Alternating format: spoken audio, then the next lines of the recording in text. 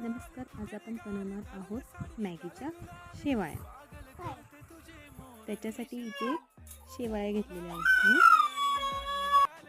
मी कांदा घेतलेला आहे, कढई तापत ठेवली, त्यात तेल टाकून आता तो चिरलेला कांदा मी भाजून घेणार आहे. आता त्याच्यामध्ये मी मसाले घेतलेले आहेत. मसाले आता त्याच्यामध्ये पहिल्यांदा मी जरा हळद टाकणार आहे, त्याच्यानंतर ह्याच्यामध्ये जिरे टाकलेत, मोहरी टाकली जरा, तर ते सगळं मिक्स करून घेतलं. गॅस स्लो केला, इकडे पाणी भरून घेतलं आणि ते पाणी मी आता कढईत ओतले. जास्त पाणी ओतायचं नाही, थोडंसंच पाणी ओतलं.